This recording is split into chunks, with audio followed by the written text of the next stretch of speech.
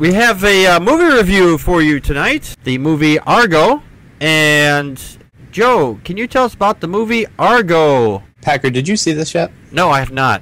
You should. It's really, really good. I did read the review on this, and it's based on the movie, or based on the actual events from November 4th of 1979, and I was just a youngster at that time. The U.S. Embassy being taken in Tehran, taking 52 Americans hostage, and that basically event killed Carter's re-election that year, actually. Well, that and Carter.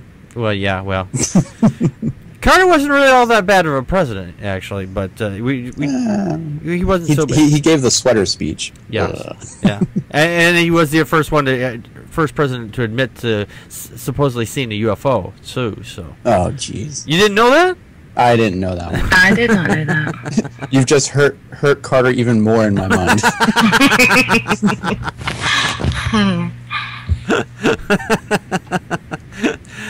I had my own, when I heard about this when I was a kid, I was like, I had my own thoughts of the way they should end it, but it was really stupid, but it was something, from something an 8-year-old would say.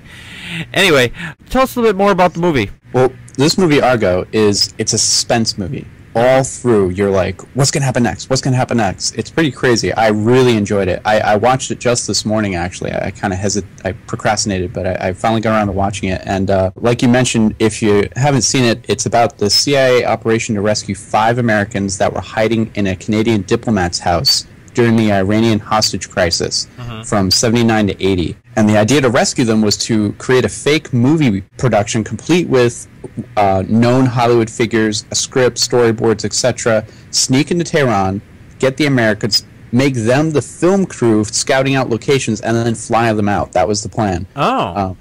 Ben Affleck is the director on this, and he has certainly proven himself as a director. I'm certainly looking forward to his next film. The movie has a great cast. It has Bryan Cranston, Alan Arkin, and one of my favorites, John Goodman, among others. Oh, really? John Goodman's in this one? Oh, John Goodman's in this movie. Any movie with John Goodman in it is a movie you got to run out and see.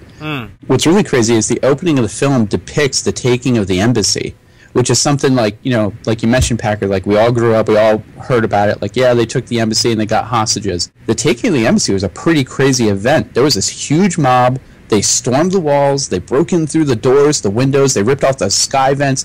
Every hole they can get into this building they did, and just sort of swamped the Americans inside as they were trying to desperately shred and burn top-secret documents, So it was like a horrible experience for all these people inside, and it's kind of scary. And I was like watching it, I was like, oh my God, like, because I was like, oh yeah, they took the embassy. They really did. They like tore this place apart and got these people. Wow, yeah. But yeah, the movie's awesome. It's really good. Okay. Oh yeah.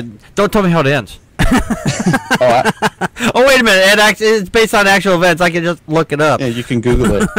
I actually looked up some of the historicity of it on Wikipedia, which, I mean, who knows if that's true or not. But it's in the movie. They mentioned that the British and the New Zealanders wouldn't help the Americans when they were running around looking for a place to hide. Right. In actuality, they did help them, and it was decided to hide them in the Canadian embassy. Because that was considered the safest, or the Canadian ambassador's house, because that was the safest building out of all that was available to them. Oh, I see. So they got some parts wrong. Right, exactly. And Ben Affleck actually had to make a comment on that, and he said, like, look, I had to make a decision for drama, blah, blah, blah, and it was just easier to say it this way. But I immediately thought of a new way they could have given the line as, like, the British and the Kiwis helped them get to the Canadians, and that's the safest spot. They could have just worked it into the script somehow, instead of dissing these people that actually helped our people get out, Yeah, I think if you're going to try to make a movie, I mean, that's somewhat accurate for context and everything like that, I think they should include as much of it as they can. Absolutely. If you're going to make something, add drama to it, don't distort the facts. That just fucks up the whole movie.